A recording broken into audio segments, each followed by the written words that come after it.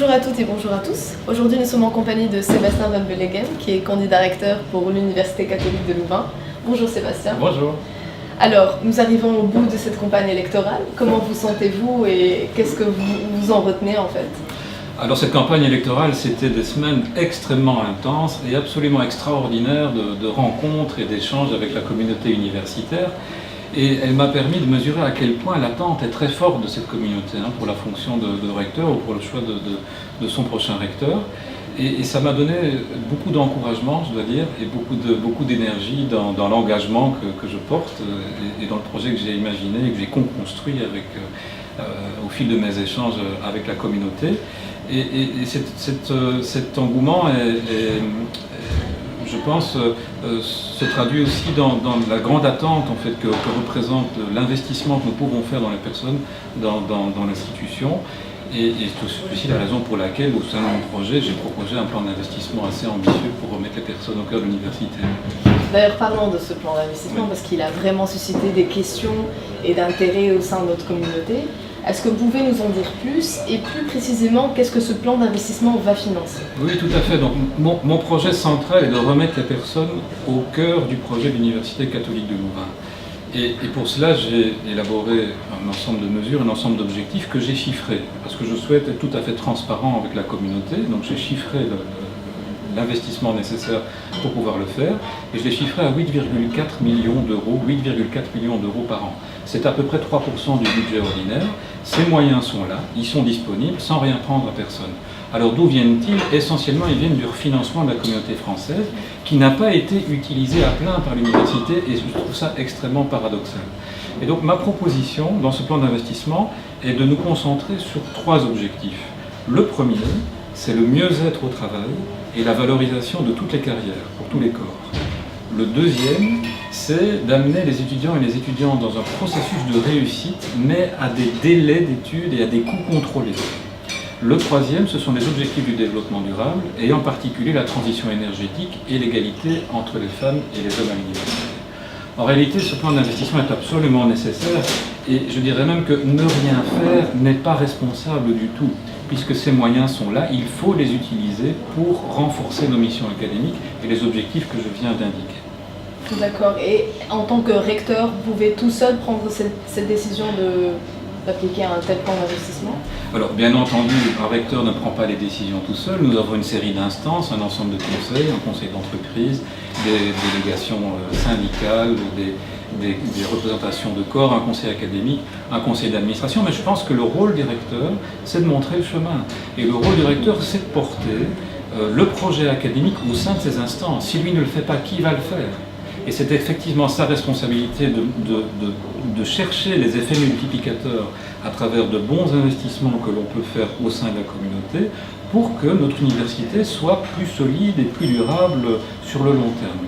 Et je dois vous dire que depuis que j'ai lancé cette idée d'un plan d'investissement, j'ai reçu beaucoup de bons retours, y compris de membres de ces conseils ou de membres du conseil d'administration. C'est pour moi le signe qu'on est vraiment sur le bon chemin en le faisant. En lisant votre programme, on remarque très vite votre volonté à remettre les personnes au cœur du projet qu'est l'université, n'est-ce pas? Tout à fait. Donc, est-ce que vous avez une idée de l'équipe par laquelle vous allez vous entourer, de quelle équipe vous allez constituer si vous êtes élu? Oui, c'est une question très importante. J'ai eu l'occasion de m'entourer d'équipes dans les fonctions que j'ai occupées, diverses fonctions que j'ai occupées dans l'institution, et j'en retiens ceci. Moi, ce que j'aimerais, c'est d'avoir une équipe plus resserrée, limiter les mandats. Je souhaite limiter le nombre de conseillers ou de conseillères au recteur, par exemple, pas plus de 2. Je souhaite 4 pro-rectorats. Et je pense que le point commun entre tous ces mandats, entre toutes ces fonctions, c'est d'avoir des personnes qui ont une forte expérience interne de l'institution, et en particulier une expérience dans la gestion humaine, dans la gestion d'équipe. Parce que ces personnes doivent avoir, comme moi, une attention toute particulière à poser sur la question du management humain. Parce qu'en cette matière, il faut vraiment changer de cap, il faut vraiment faire des progrès. Je pense que cette équipe doit aussi être une équipe paritaire, autant d'hommes que de femmes, et sensible, comme je le suis, à l'articulation entre la vie professionnelle et la vie privée. Je n'ai pas de personne en tête dans cette équipe, je pense que toutes les bonnes volontés sont bienvenues pour travailler au sein de ce projet. parmi les sujets de campagne qui ont occupé cette campagne électorale, il y avait la salubrité, les conditions de logement des étudiants, mais aussi votre vision qui était claire par rapport à la neutralité en carbone de l'université. Est-ce que vous pouvez nous rappeler les solutions que vous avez proposées dans votre programme? Oui, tout à fait. Donc, cette question de l'infrastructure est une question qui a vraiment émergé au cours de cette campagne. Et j'en ai bien compris les enjeux, parce que les situations sont critiques. Moi, j'ai visité des laboratoires ou des centres de recherche dans lesquels j'ai vu de l'eau couler du plafond quand il pleuvait. J'ai visité des logements étudiants qui étaient loin de la salubrité que l'on pouvait imaginer en matière de logement.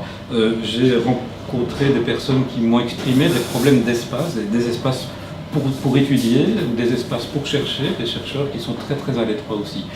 Et en réalité, donc, je n'ignore pas que tous nos bâtiments ont vieilli en même temps. Louvain-la-Neuve et Woluwe en particulier se sont construits en même temps. Et donc nous rencontrons des problèmes similaires un petit peu sur tous les bâtiments. Mais il est impossible aujourd'hui pour la communauté de ne pas avoir un plan d'action clair avec une temporalité claire en matière de réparation. Construire de nouveaux bâtiments, c'est bien, il faut le faire, mais rénover les bâtiments existants, c'est aussi absolument nécessaire. Et la communauté, si on parle de bien-être au travail et de bien-être dans les études, eh bien, l'environnement dans lequel nous étudions, dans lequel nous habitons, dans lequel nous travaillons, est évidemment une donnée particulièrement essentielle. Et ne pas savoir où l'on va, ne pas savoir quand nos locaux seront rénovés, ça c'est vraiment un problème, et je pense qu'il faut qu'un plan ambitieux puisse être discuté, mis sur la table, et visibilisé et communiqué. Et je pense qu'il faut le faire sur l'ensemble de nos campus. Au passage, puisque vous m'interrogez sur les objectifs du développement durable, j'ai fixé un objectif très ambitieux pour l'université, puisque je souhaite d'ici 2030 que notre université atteigne la neutralité carbone sur le groupe de sites. C'est possible, c'est ambitieux, mais c'est possible, avec une méthode de travail, avec une certaine attention portée sur cette question. Je souhaite par exemple que parmi les 4 prorectorats, il y ait un prorectorat pour le développement durable. Et au fond, cette question des infrastructures, combinée avec cet enjeu du développement durable, vont dans le même sens. Rénover nos bâtiments, avoir un plan ambitieux en matière d'infrastructure et exposé au fil du temps, eh bien ça contribue à ce plan de neutralité carbone que j'ambitionne en fait pour la communauté, pour l'université à l'horizon 2030. Aujourd'hui, nous avons un recteur qui est en place et qui se représente aux élections électorales, rectorales, pardon.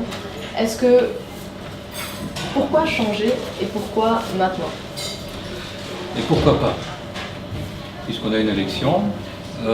Mais je dirais plus simplement qu'il faut d'abord effectivement poser des éléments de bilan. Et donc moi ce que je constate, c'est que les grands projets stratégiques de l'université ces dernières années, que sont par exemple le projet de portail, le projet de fusion avec l'université Saint-Louis, le projet de valorisation de la politique du personnel, ces projets ont mobilisé réellement la communauté, ont mobilisé nos administrations, ont mobilisé nos collègues, vraiment corps et âme, mais je constate que le capitaine de ces projets a mené le navire sur les récifs, puisque, comme vous le savez, vous voyez l'état du portail aujourd'hui, il y a encore beaucoup de travail à faire et j'entends beaucoup de mécontentement. Le projet de fusion avec Saint-Louis vient de se heurter à un malheureux échec, puisque le gouvernement a décidé de ne pas poursuivre l'aventure la semaine dernière, après 3 ans de travail. Et en matière de politique du personnel, je viens d'être informé de certains chiffres liés au burn-out, par exemple, et qui indiquent qu'entre 2013 et 2017, le nombre de burn-out a été multiplié par 10. Donc je pense que face à ce bilan, un changement est absolument nécessaire, et il est nécessaire aujourd'hui. Mais pour faire quoi? Voilà la question. Donc moi ce que je propose effectivement, c'est un plan d'investissement clair sur les 3 objectifs que j'ai indiqués tout à l'heure, et qui amène aussi des propositions très concrètes. Une politique du personnel qui met la priorité sur le bien-être au travail, mais avec comme fondement la question de la reconnaissance au travail. Je propose par exemple que le processus de promotion du personnel administratif et technique puisse être revu en concertation avec les différentes délégations, mais surtout qu'il amène à des promotions plus rapides dès la première année de mon mandat. Ça fait partie de mon plan d'investissement. Je propose également que nous puissions investir dans un nouveau fonds de recherche de 2 millions d'euros pour permettre à des équipes de se consolider au niveau de la recherche supplémentaire, donc au fonds déjà existant. Je propose d'améliorer le processus des années sabbatiques en permettant de vraies années sabbatiques pour les académiques qui supposent une reconnaissance de charge et une décharge complète de cours sans surcharger d'autres collègues. Cela fait aussi partie du plan d'investissement. J'ai repéré également qu'il y avait d'énormes tensions en matière d'encadrement et de personnel scientifique temporaire. Mon plan d'investissement prévoit une augmentation du cadre et donc une amélioration du taux d'encadrement, une augmentation du cadre du personnel scientifique temporaire, en les accompagnant également dans leur carrière et en particulier dans les étapes plus délicates de leur transition professionnelle. Et au final, je propose également, du point de vue de la politique externe, de restaurer la confiance entre les universités, qui a été mise à mal, il faut le dire, puisque nous nous sommes aliénés certaines universités suite à ce processus de fusion qui malheureusement n'a pas abouti. Et donc moi je propose de restaurer la confiance entre les universités et singulièrement au sein de la communauté française de Belgique pour porter concrètement les intérêts communs de la communauté universitaire et des cliniques, parce que nous avons des intérêts à défendre ensemble entre les universités, et si nous sommes unis sur ces intérêts, nous serons mieux entendus et mieux soutenus par les gouvernements, et nous aurons un meilleur impact sur les majorités qui vont s'annoncer. Donc il y a beaucoup de raisons de changer de recteur maintenant. Merci beaucoup. Je vous souhaite bonne chance. Merci beaucoup.